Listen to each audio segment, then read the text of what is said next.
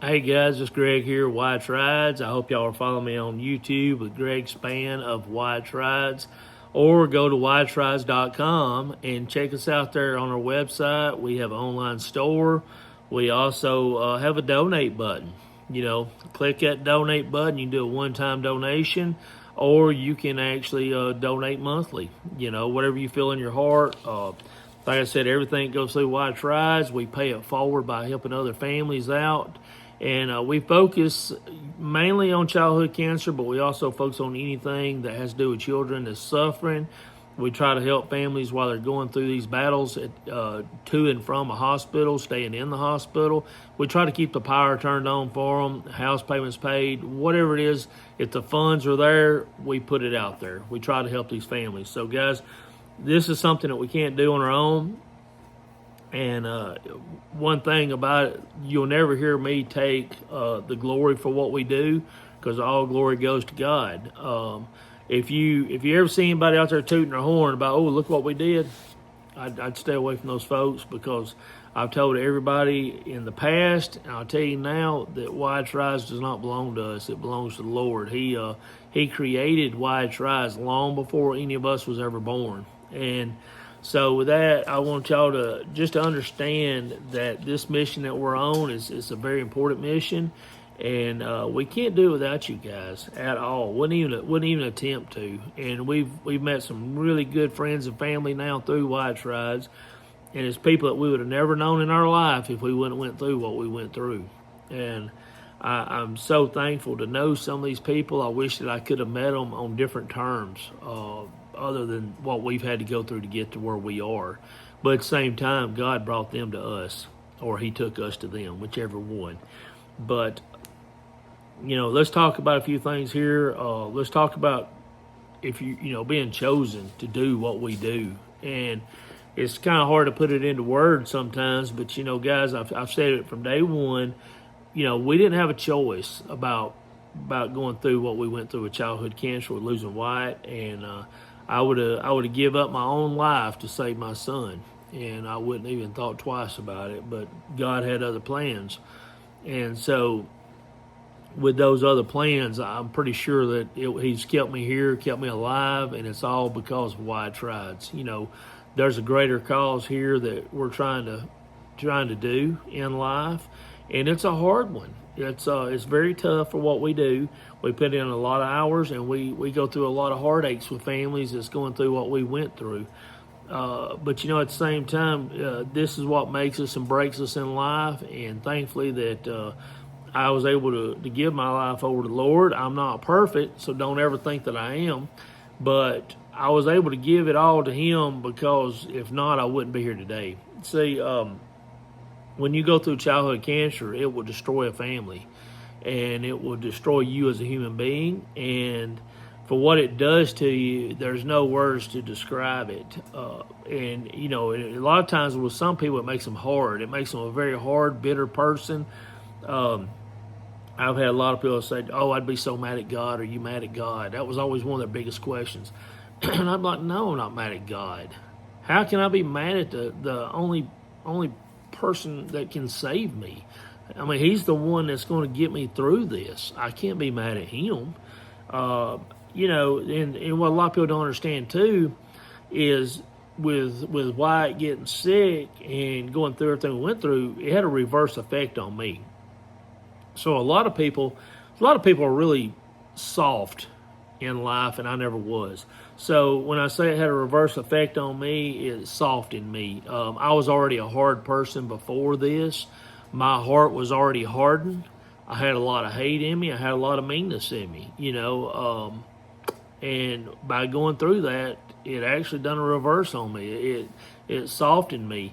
Well, and I listened to someone speaking this morning on one of the podcasts, and they were talking about, God chooses people. And the way that it works, if you look back at everybody that followed Jesus in the Bible, none of them were soft. He chose each one of them. They all come from different walks of life, different histories, and that's the kind of people He chooses. He chooses out of the pit, not the pulpit.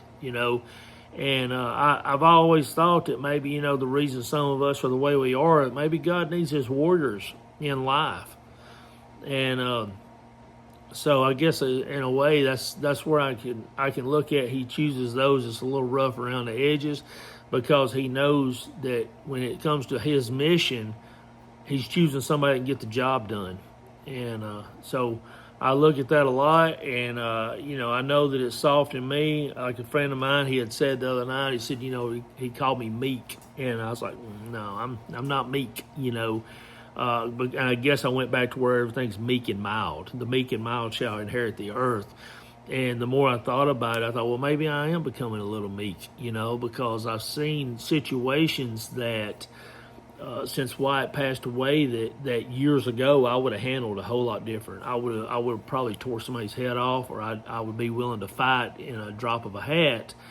And I was able to handle those situations in a different manner. And you know, even my wife would say, you know, she's so proud of me because I handled the situation a lot better than what I used to. So with that, I'm thankful, you know. And I've took everything that's in me, and I've laid it out on the table, and basically told God, okay, here it is. You know, mend my broken spirit, lead me to where you need me to be, and let me do your will. And that's where I am in life. So, you know, when you see us out there and we're trying to do a toy drive, which is what's going on right now, don't ever think that we're doing a toy drive just to toot our horn, okay? Because I'm not. You know, I never really wanted to do a toy drive in the beginning. You know, when we first done our very first toy drive, I was out here in the shop working, and all I kept hearing in my head, toy drive, toy drive, toy drive. And I was arguing with myself. I was like, I don't want to do a toy drive.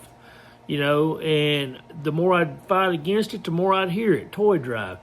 And part of my biggest thing is I did not want to go back to Children's Hospital, because I personally, mentally, I cannot go back through that hospital. I believe I would break down in front of everybody. And so finally, after a few weeks of me struggling up here, I went to Christy and I said, hey, I got something I need to talk to you about. And I had to get the courage up to even talk to her about it, because I couldn't get the words out. I said, what do you think about a toy drive? And she said, well, I've been thinking about a toy drive too. And I said, well, if you're thinking it and I'm thinking it, there it is. We got to do it. And we made an appointment at Children's Hospital, and that was during COVID. So they're like, well, since COVID, we're now unloading at a remote location. I was like, there you go. It's even better. We don't even have to go near the hospital. And thankfully, since then, they're still unloading at a remote location, which is it's getting a little closer to the hospital. Now we're doing it across the street from the hospital. So I feel like, in a way, that gap keeps closing up. It's kind of like God's getting us a little bit closer to that hospital. But I'm hoping and praying that I don't ever have to walk back in there, because I just don't believe I can keep it together. But guys, when you see us out doing it, we're not out there trying to toot our horn. We're just trying to do what we feel like need to be done. So if I could have another spokesperson go up there and shout out, hey, we need y'all to donate, I would, you know. But I guess I've kind of become the face and the mouth of Wyatt's Rides, so I have to do it. But I'm definitely not doing it for my own glory, because we know we give all the glory to God, and it's His foundation. And whatever He puts in our heart that we need to do with Wyatt's Rides, that's what we're going to do. And wherever He tells me I need to carry it, that's where I'm going to carry it. So guys, you know, just if you're going through what we go through, and you know, with me, like I said, go back to where I first started. This whole ordeal is soft in my heart. Well, some of you may be going into this battle with a soft heart to begin with, and it hardens your heart. And then next thing you know, it destroys your marriage. It destroys your finances. It destroys everything. Don't let it get there. You know, don't let it, you know, hang on to your spouse. If you got other kids, love them just a little bit harder than you did before.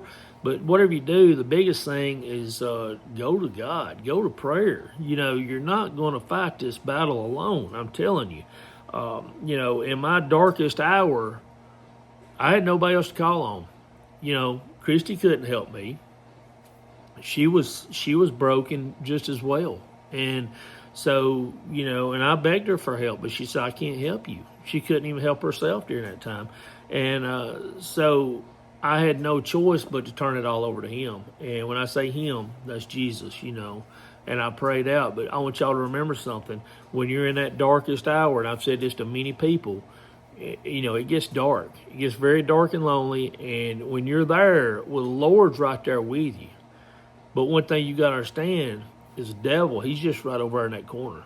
He's right there. And he's laughing. He's waiting on you to fail. He's waiting on you to walk away from the Lord and try to fix this on your own, but you cannot fix it on your own. And he'll put thoughts in your head that does not belong in your head. He'll put things coming out of your mouth that does not belong coming out of your mouth. And so you've got to fight. You got to fight hard. You think about how hard you fought for your child's life in that hospital. Well, now it's time to fight for your soul, okay? Your soul's a real thing, and you got to fight for it, because if you don't, you're going to lose the battle. And that's exactly what the devil wants, you know. So if you want to know how costly your soul is, what is it really worth? It's worth a lot. You got two people right there fighting for it. So think about that. If you're in hard times right now and you've not given your life to the Lord, it's time, you know. And if you're not going through hard times, if life is grand, we all know those people, life is grand. They've never had a hiccup in life. Well, guess what? You might want to get a better relationship with God. I've always said, if your life is so good, probably because the devil's already got you. You know, he's not after you. He's giving you all the shiny things here on earth. So think about that. You know, are you as close to the Lord as what you think you are? You know, just because you cry out, Lord, Lord, Lord, doesn't mean you're ever going to enter heaven. Okay? So there's going to be a lot of good people that's not going to make it to heaven. And, you know, just because you're sitting in church every Sunday, I don't buy you a ticket. You know, that's not how you get there. But, guys, I won't get on here and I won't be preaching much longer. I just wanted to reach out to everybody because I have a lot of people that kind of get a misinterpretation of what we do. And if you ever want to be a part of White Triads, just reach out to us. You know, we're always with open arms. You know, if your heart's in it and you're legit, you know, come on. You know, we need the support and we definitely need the help. We can't do all this on our own. And a lot of people, they get involved with White Triads, and then once they get in there, they see that, oh, it's not all the fame and glory. You know, it's there's a lot of work goes into it and a lot of dedication, and you got to put your heart into it. So, but guys, find your purpose in life. Don't let the devil win, because he wants you, but so does the Lord. And you're just not going to get through this world without him, I promise you. So, again, if you got any questions about White Triads, please reach out to me.